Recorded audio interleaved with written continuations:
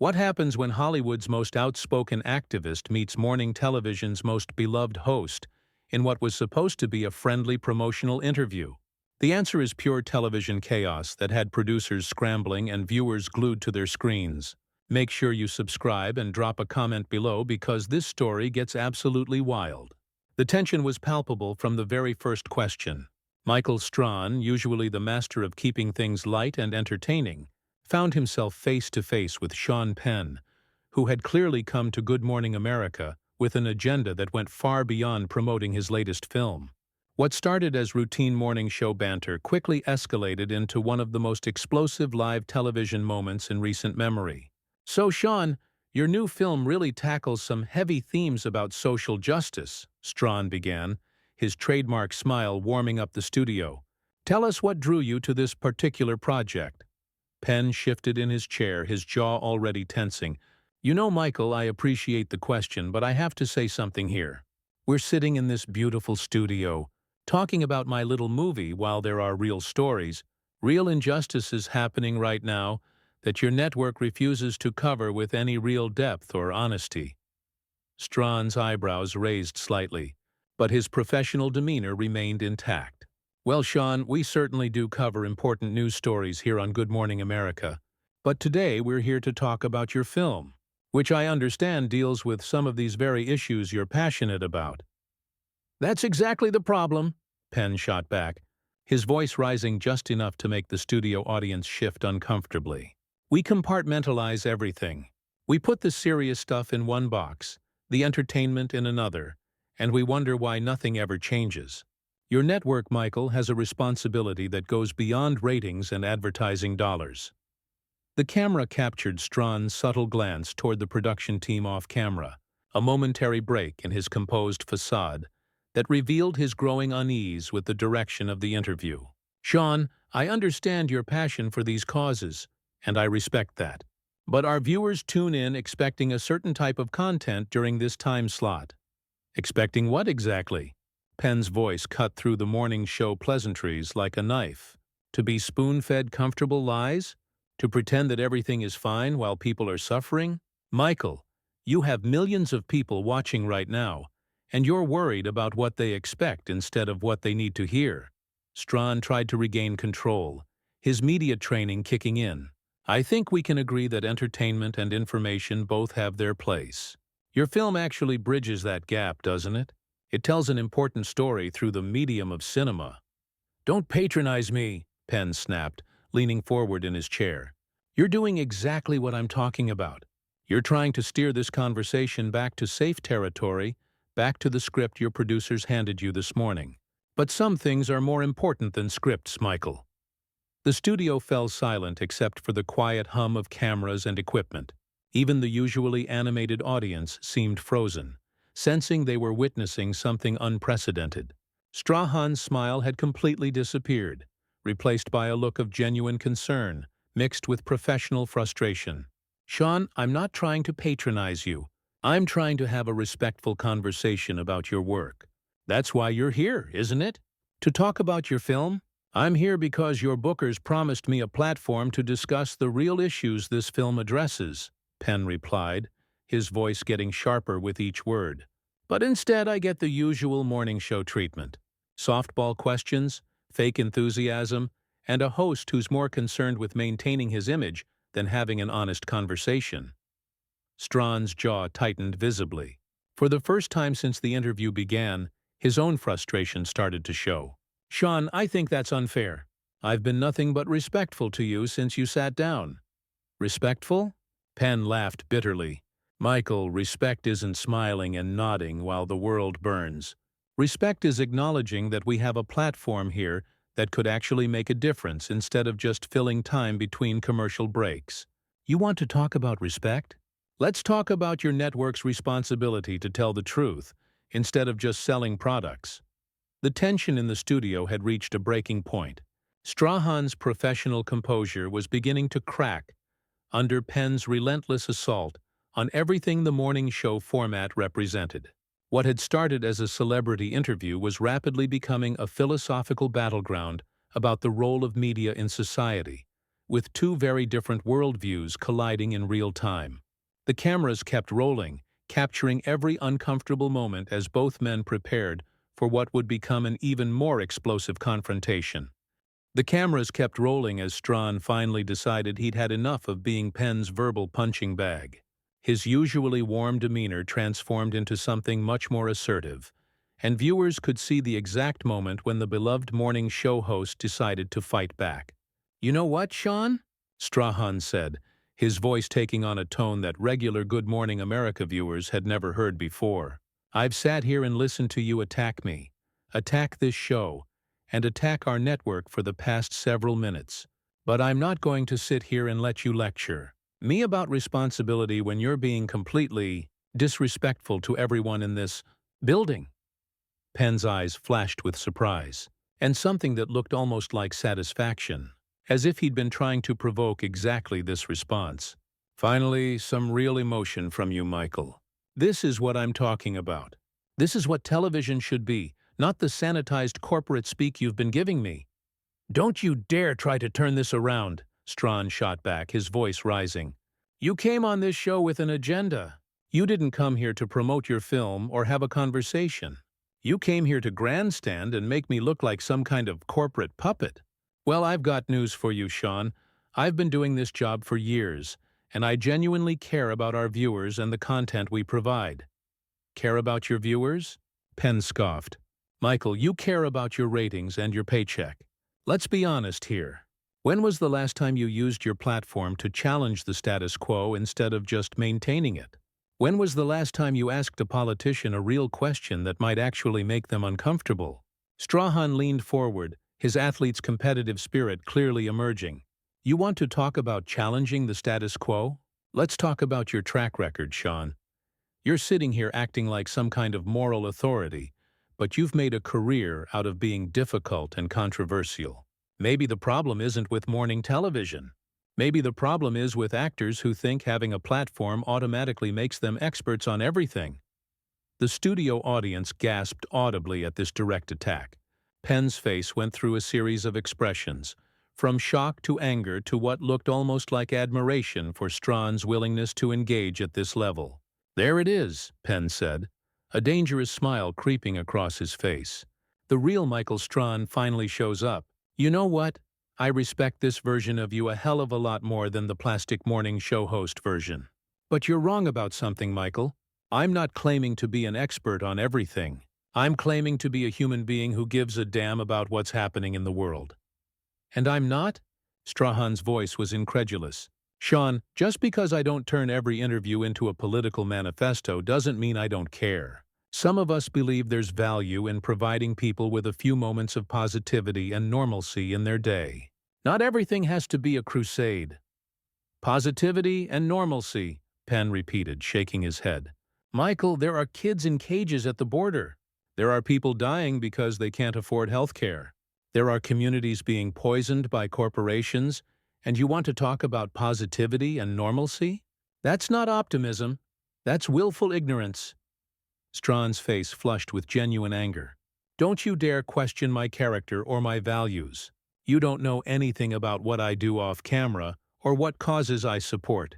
You're so busy being outraged about everything that you can't see past your own righteousness." "My righteousness?" Penn laughed harshly. "Michael, I'm not righteous. I'm desperate. I'm desperate for anyone in mainstream media to stop pretending that everything is fine. I'm desperate for hosts like you to use your influence for something more meaningful than selling breakfast cereal and promoting lightweight feel-good stories. You think that's all we do here?" Strahan's voice was getting louder, and viewers could see him struggling to maintain any semblance of professional control. "Seann, we cover serious news. We interview politicians, activists, and newsmakers. But we also understand that our audience needs balance. They need hope. They need to see that there's still good in the world." "Hope?" Penn's voice dripped with disdain. "False hope isn't hope, Michael. It's sedation. It's keeping people comfortable enough that they don't demand real change. You want to give people hope? Tell them the truth about what's really happening and trust them to handle it like adults." The confrontation had reached a fever pitch, with both men now completely abandoning any pretense of a normal interview format. Strahan looked like he was barely containing himself, while Penn seemed energized by the conflict, as if this was exactly what he'd wanted all along. The studio audience sat in stunned silence, witnessing something they'd never seen on morning television before. The studio audience sat in stunned silence, as both men completely abandoned any pretense of civility. What viewers were witnessing was no longer an interview. It was a full-scale ideological war being fought live on national television. "You know what your problem is, Michael," Penn said, his voice now filled with contempt. "You've become so comfortable in your role as America's friendly morning show host that you've forgotten what journalism actually means. You've traded integrity for likability, and you don't even realize it." Strahan's face was flushed with anger, his hands gripping the arms of his chair. "My problem? Seann, my problem is sitting across from someone who thinks being an activist gives him the right to be a complete ass to everyone around him. You want to talk about integrity? How about the integrity to treat people with basic respect?" "Respect has to be earned, Michael," Penn fired back. "And you haven't earned mine by sitting there asking me about my inspiration for making a movie while the world is falling apart. You want my respect? Ask me a real question. Challenge me. Make this conversation matter." "Fine," Strahan said, his voice dangerously quiet. "Here's a real question for you, Seann. Who the hell do you think you are? You're an actor. You pretend to be other people for a living. What makes you think that qualifies you to lecture the rest of us about how to live our lives or do our jobs?"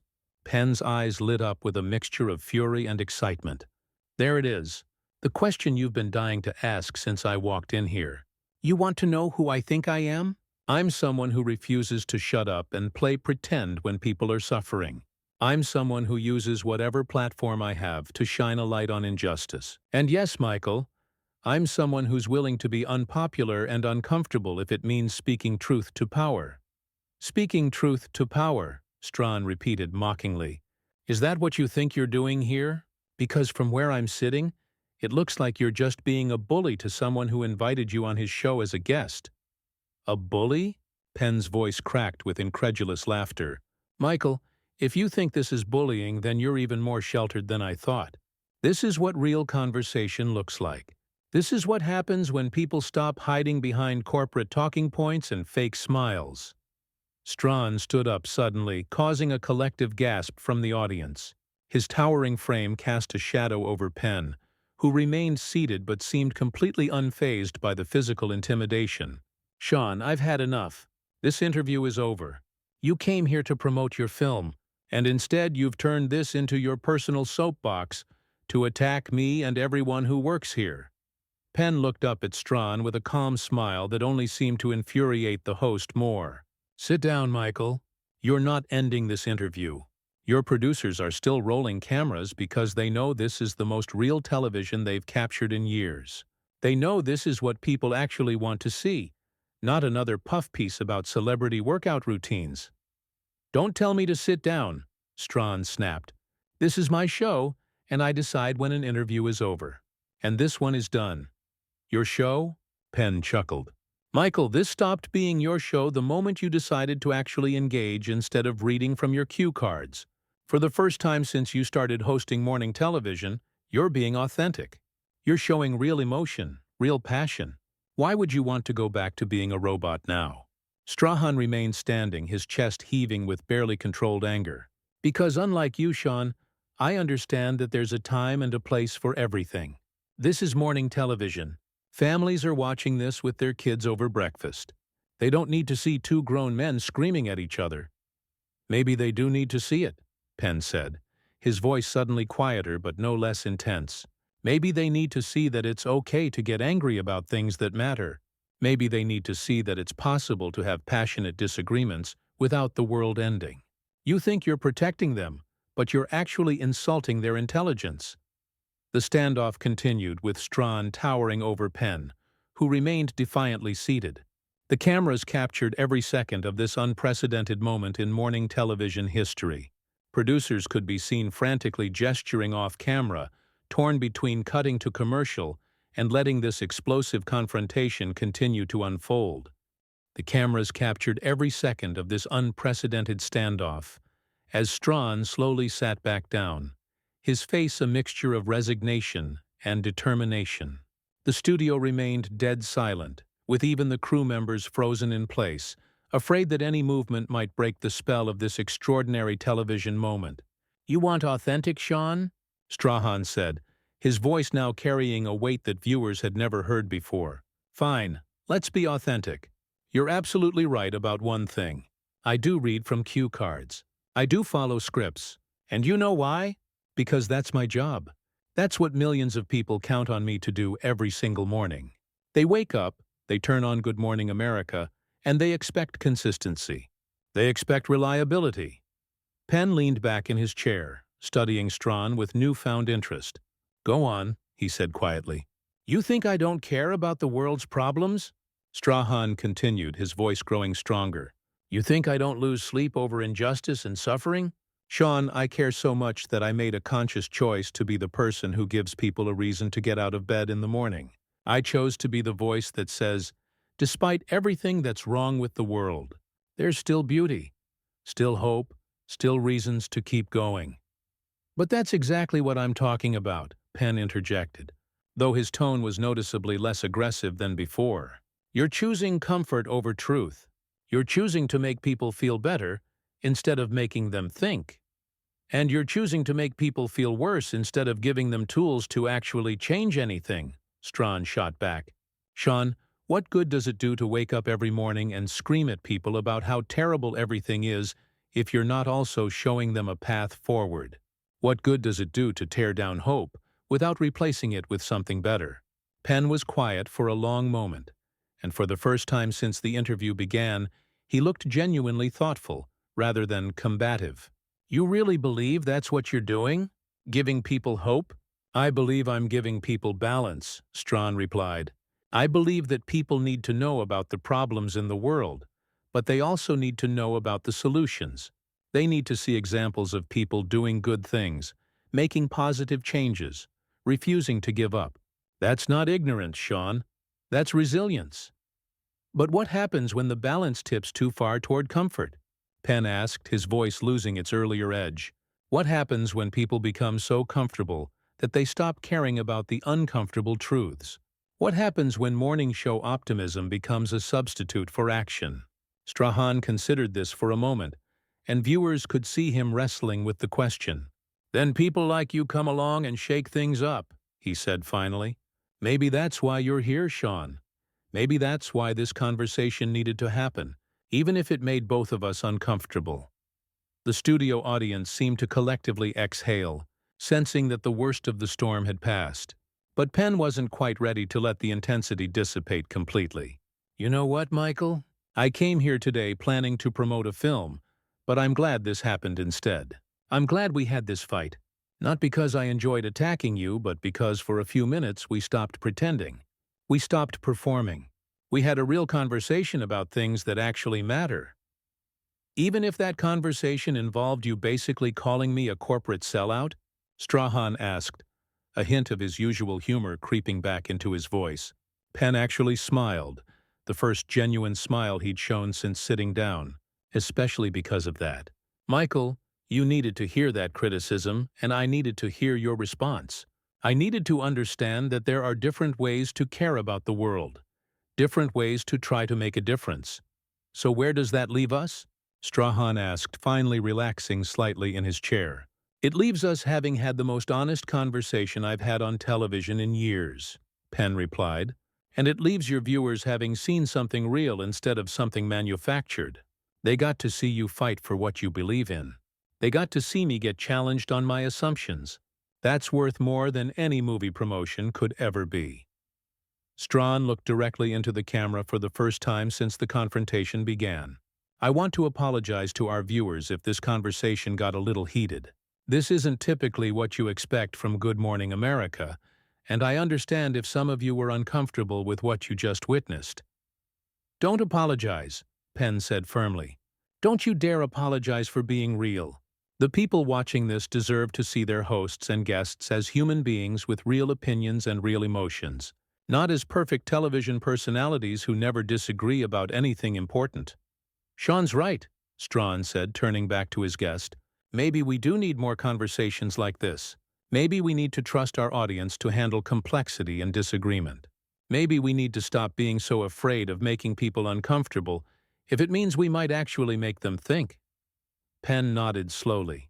And maybe I need to remember that there's more than one way to fight for what's right. Maybe attacking people who are already trying to do good, even if they're doing it differently than I would, isn't the most effective strategy. The two men sat in silence for a moment, both seemingly exhausted by the emotional intensity of their exchange. Finally, Strahan extended his hand across the interview table. Thank you, Seann, for pushing me, for making me defend what I believe in, for reminding me why these conversations matter. Penn took his hand and shook it firmly. Thank you for pushing back, for not just taking it, for showing me that there's real conviction behind that morning show smile. As the cameras finally stopped rolling on what would become one of the most talked about morning show segments in television history, viewers were left with something they rarely got from daytime television. A genuine moment of human connection forged through conflict and mutual respect. This wasn't just entertainment. This wasn't just promotion. This was real life happening in real time, with all its messiness and complexity and ultimate humanity.